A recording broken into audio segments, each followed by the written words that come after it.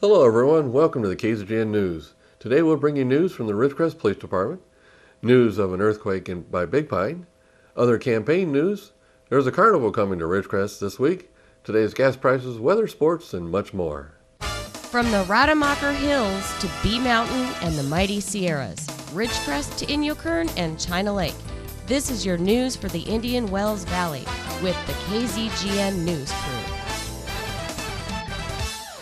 Hello, I'm Tom Whitnick. Thanks for joining us for the news affecting Ridgecrest and the Indian Wells Valley. From the Ridgecrest Police Department, we get a report of a man that was arrested for attempted murder. On Monday at approximately 1400 hours, officers from the Ridgecrest Police Department were dispatched to a 911 call in the 200 block of West French regarding a person being stabbed. Upon arrival, a 22-year-old male was found to be suffering from a stab wound to his neck. Liberty Ambulance arrived on scene and transported the victim to the Ridgecrest Regional Hospital. The victim was rushed into emergency surgery and is currently in critical condition. During the investigation, detectives were able to confirm 28-year-old Richard Oscar Martinez was the suspect in this stabbing. Martinez was also found to have an active felony parole violation warrant. Later on Monday at about 17:35 hours, detectives located Martinez at the Clarion Inn and gave chase on foot as Martinez attempted to flee. Martinez was caught after a brief foot pursuit and charged with attempted murder, assault with a deadly weapon, resisting, delaying, obstructing a police officer, and felony parole violation.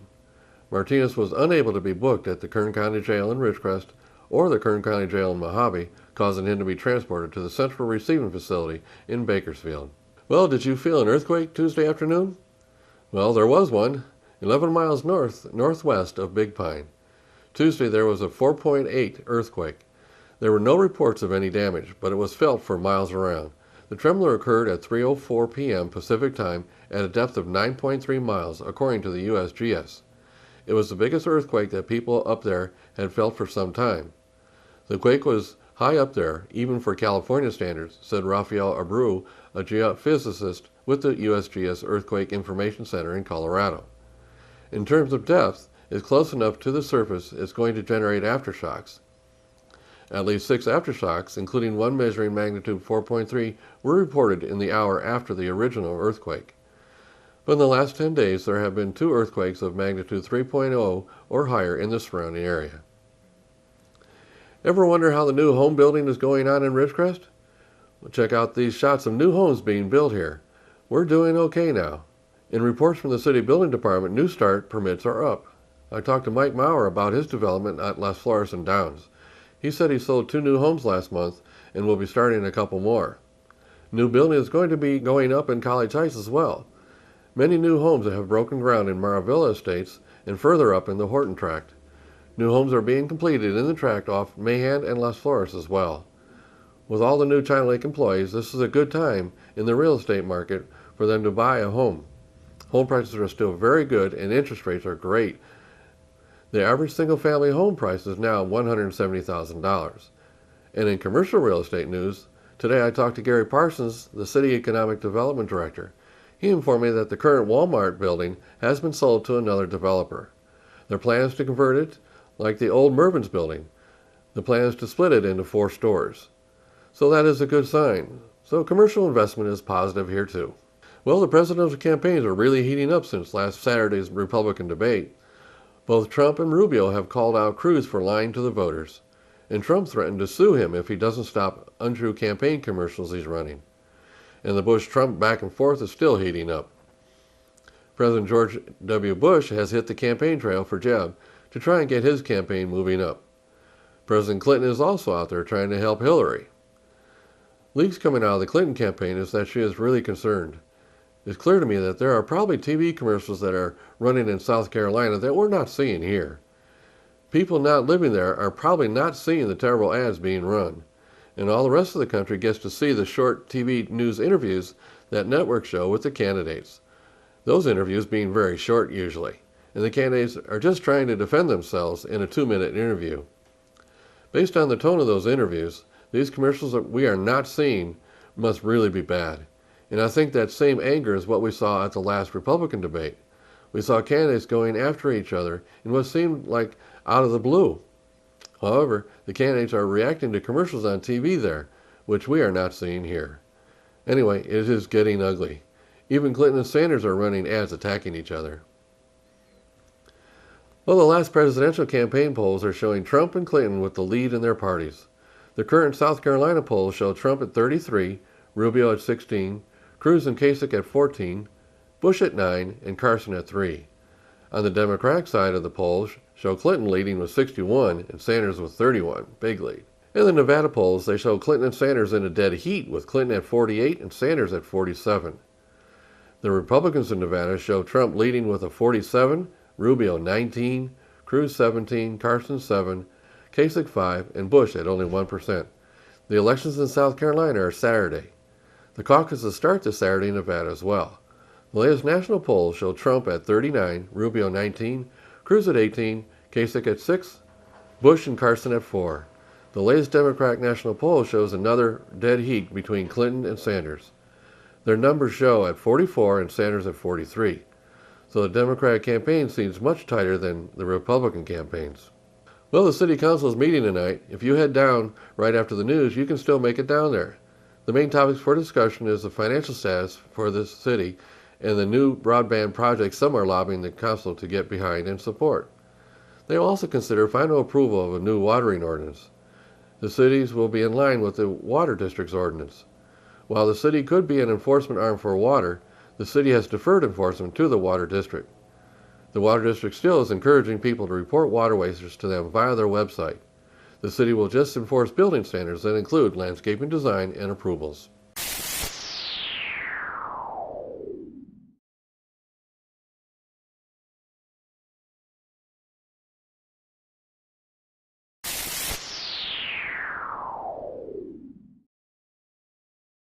Thanks for staying with us. In San Bernardino, one county supervisor is recommending that city employees arm themselves at work. In the wake of the December 2nd shooting at the Inland Regional Center, a growing number of California lawmakers have called for even stricter gun regulations. But one San Bernardino supervisor is bucking that trend in a bold way, calling for more law-abiding citizens, especially government employees, to arm themselves. First District Supervisor Robert Lovingood recently provided this comment: "The best way to prevent violence is to empower ordinary people. That's why I'm advocating for a policy change to allow volunteers among the county's workforce to be trained and authorized to carry concealed weapons and have access to weapons at county facilities." If the Board of Supervisors were to adopt this policy, these volunteers would undergo training and background requirements to obtain a concealed weapons permit issued by the sheriff under state law, as well as additional requirements. Under Lovingood's plan, the first in line would be those with prior military service who already have training and temperament to act as first-line defenders if necessary. He is also calling for strategic placement of weapons caches at county facilities, which would be secured in biometric safes equipped with fingerprint locks to prevent access to unauthorized individuals. Well, I wonder if we're going to have a beautiful spring flower bloom this year. I know for sure that Death Valley is having one right now. Enjoy this report from Death Valley.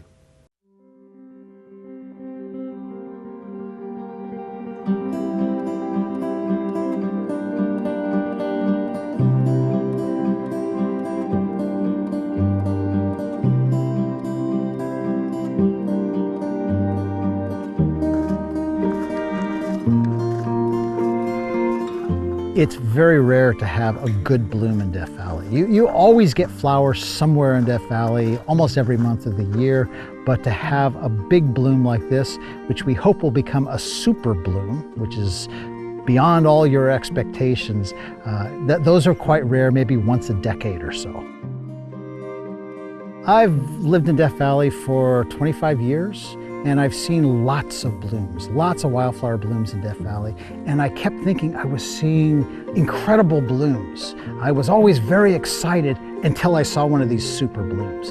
And then I suddenly realized there are so many seeds out there just waiting to sprout, just waiting to grow. I had no idea that there was that much out there. When you get the perfect conditions, the perfect storm, so to speak, those seeds can all sprout at once.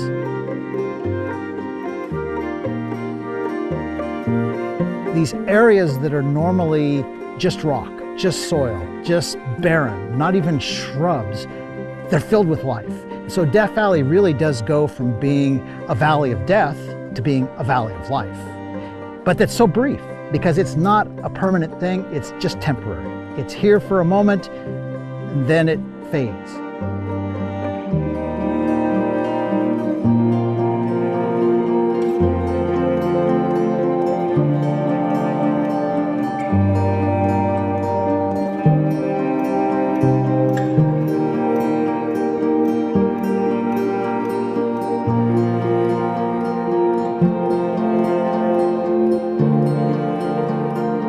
If you get a chance to see a bloom in Death Valley, especially a super bloom, you should take the opportunity to see it because it could be a once-in-a-lifetime opportunity. You have to have just the perfect conditions. You never know when it's going to happen, and you never know when you're going to have the time to go out there. So if it happens once a decade, are you going to be able to do that?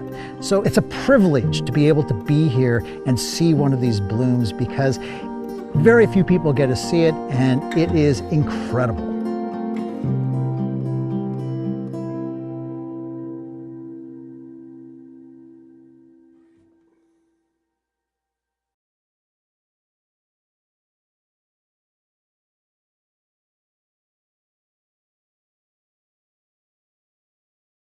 Boy, that was beautiful.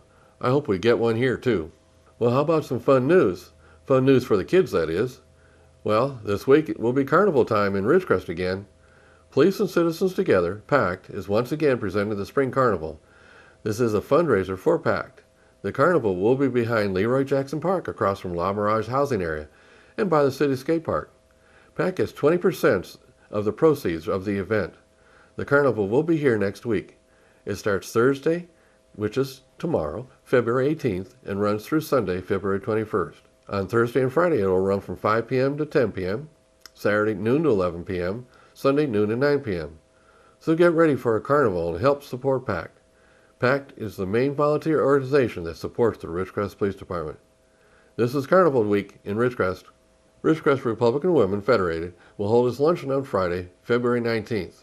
It'll run from noon to 1:30 p.m. It'll be in the banquet room of the Clarion Inn on North China Lake Boulevard. The luncheon is open to the public.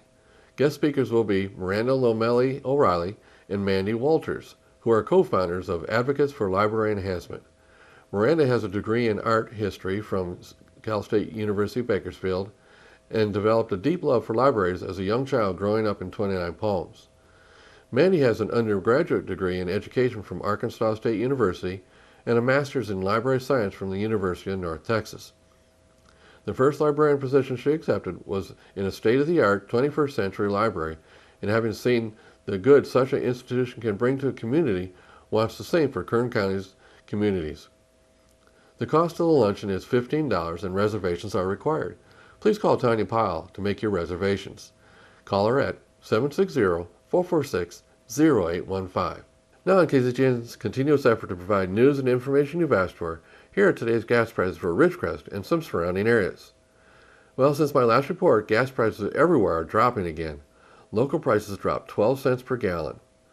Ridgecrest still has the lowest prices in all the areas we're monitoring. As of this morning, Ridgecrest is ranging from $2.15 to $2.89. Lancaster from $2.39 to $2.79. The LA Valley area $2.25 to $2.39. And the Bishop area $2.72 to $2.99. We have 2 stations at $2.15 and 1 more station at $2.16. Tune in Mondays, Wednesdays, and Fridays for updates. We at KZGN always suggest you shop locally to support our local economy. Remember, when you pay sales tax out of town, you are helping those cities pave their streets instead of here. Now stay with us. After the break, we'll have weather and sports.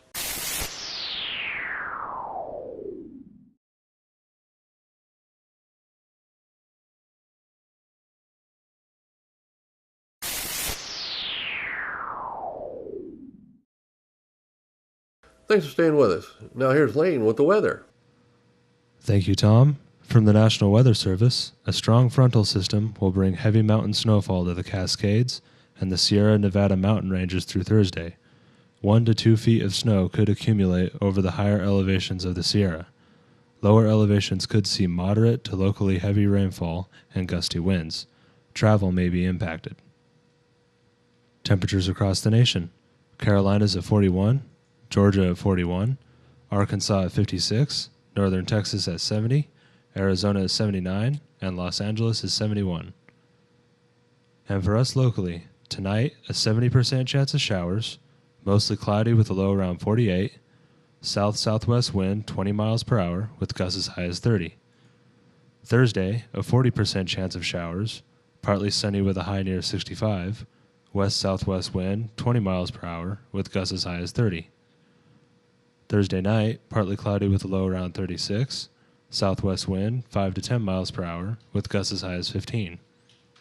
Friday, mostly sunny with a high near 68, north-northwest wind 5 miles per hour.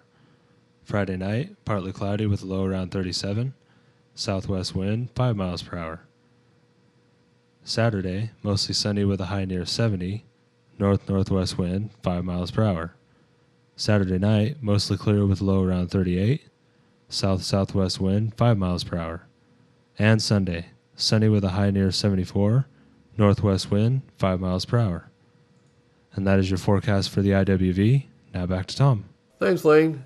Now here's Tom Heck with sports. And a very pleasant Wednesday evening to everyone. Let's start with local high school basketball. Tonight, first round games. Trona will play over at Trona. That game starts at 6:30.